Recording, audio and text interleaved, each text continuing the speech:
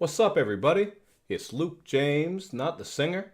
If you're looking to get your music reviewed, you can hit up this email that's right here. But today I'm going to hit you up with my thoughts and opinion on Jazz Cartier's debut album called Fleurever.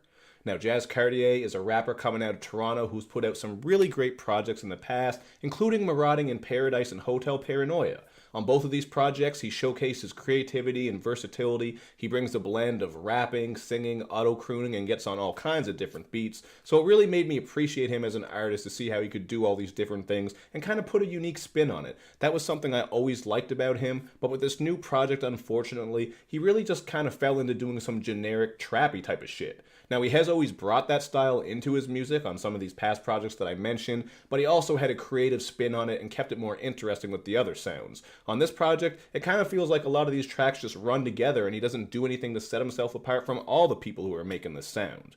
But that's not to say this album is outright bad, because there are a couple of tracks I like. I could certainly ride around with the songs GLISS and Tempted because they're all out night riders. But if you are familiar with his past work, this really kind of just feels like Jazz Cartier light. That might have to do with label pressures because this is his debut, but I'm not exactly sure what his situation is with that, so I can't say 100% that's what it is. I'm just saying that sometimes when it comes to dropping that debut album, you notice a bit of a switch up with artists. Sometimes it works, sometimes it doesn't, but in this case it just kind of felt like the creativity was sucked out of Jazz, so I wasn't in love with this project overall. Now, on top of all that, there really isn't a lot of concepts or content to break down. Not that he's really gone too crazy with content on his past projects. He always brings a little bit here and there, but nothing over the top. Like, he's not going in like Nas or someone who does a lot of social commentary and that type of stuff.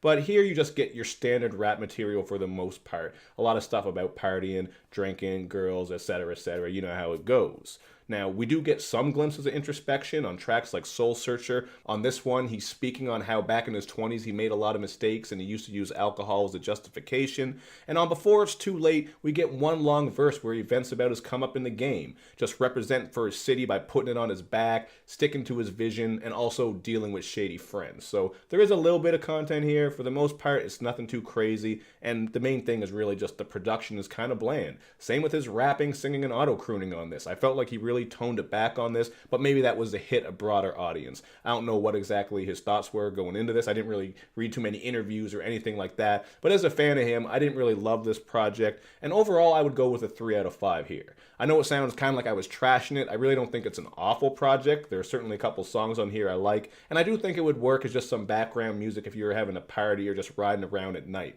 There just really isn't a lot of replay value or staying power here.